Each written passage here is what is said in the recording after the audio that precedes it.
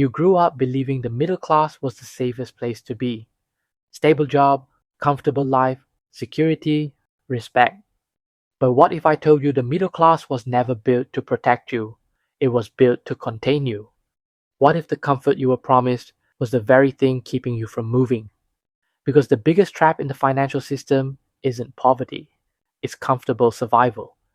And the deeper truth, they designed the middle class trap so you'd feel safe, not be safe. This video isn't about blaming the system, it's about seeing the design clearly enough to finally outgrow it. Chapter 1: The Origin of the Middle Class Illusion. The middle class didn't appear by accident. It was engineered during the industrial era to create a stable, obedient workforce. Back then, the goal was simple: make citizens comfortable enough to keep working, but not free enough to question the system. So they built a script: go to school, get good grades, earn a salary, buy a home, pay off loans, retire at 60. It sounded like upward mobility, but it was really a way to keep society efficient, predictable, and manageable. And over time, this script became an identity. The safer it sounded, the deeper you walked into the trap. But safety wasn't the design, stability was. And stability has a price. Chapter 2: The Stability They Promised and Why It Fails Now. For decades, being middle class actually meant something: affordable homes, low debt, predictable wages, real savings, a simple path to retirement. But that world doesn't exist anymore. Today, wages grow slower than inflation, homes are priced out of reach, expenses rise faster than paychecks, savings lose value every year, stability costs more than freedom. The system kept the story but removed the safety. You still believe the middle class is secure, but it hasn't been secure for years. And yet, most people stay in the trap because the promise of safety feels better than the reality of uncertainty. This is how the design keeps working. But the real trap isn't financial, it's psychological. Chapter 3: How They Condition You to Stay Comfortable.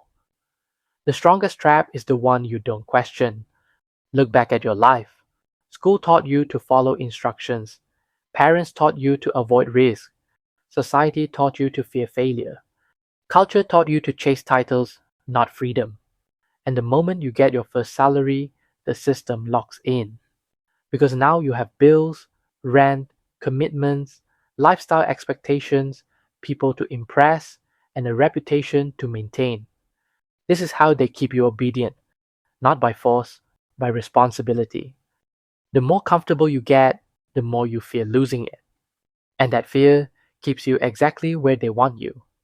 You trade possibility for predictability, freedom for routine, capacity for comfort. This is why most people never escape.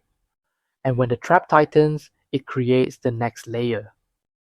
Chapter 4: The Lifestyle Creep That Feels Like Progress. When you start earning more, something dangerous happens. You don't upgrade your life, you upgrade your commitments.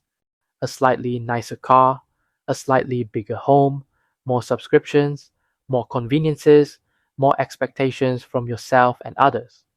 It feels like growth.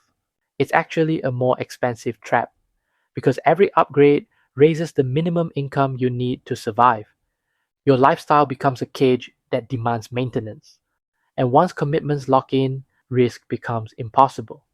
You can't afford to fail anymore, you can't afford to try, you can't afford to change. This is the middle class illusion. You think you're moving up, but you're only tightening the chains. Meanwhile, the 1% play a completely different game. Chapter 5: The Game the 1% Play and Why It Sets Them Free. You chase stability, they chase leverage. You chase titles, they chase ownership. You chase salary, they chase systems. You fear uncertainty, they profit from it. The wealthy don't escape the middle class trap because they earn more. They escape because they think differently. Salary is fragile, skills compound, assets produce, systems scale, networks accelerate, liquidity creates opportunity. They don't wait for raises, they build value. They don't fear inflation, they use it. They don't chase lifestyle upgrades, they chase optionality. And here's the truth that stings. You weren't failing. You were following the wrong blueprint. The middle class script wasn't designed to make you wealthy.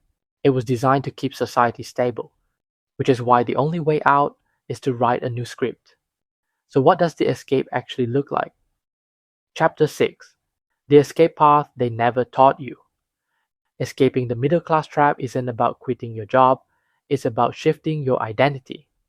You stop believing stability equals safety, income equals progress, saving equals responsibility, risk equals danger, comfort equals success. And you start building capacity over comfort, skills over titles, ownership over savings, systems over routines, identity over expectations. This is how freedom is built, not by working harder, but by breaking the psychological script that was never written for your success. The middle class wasn't a destination, it was a holding zone. You were never meant to stay there forever. Final truth: you weren't meant to stay safe, you were meant to grow. The middle class trap is not a financial design, it's a psychological one. A system can only control you as long as you believe the story it tells you. But once you see the pattern, once you recognize the illusions, the conditioning, the expectations, you stop being obedient and start becoming sovereign. If you want to break out of the middle class script and learn the mental frameworks, identity shifts, and system design thinking that help you build real freedom, you can get the Money Mirror Playbook. Link in the description. Because the moment you stop chasing safety, you start building capacity, clarity, and control. The mirror never lies. The question is, will you keep living the story they gave you or finally write your own?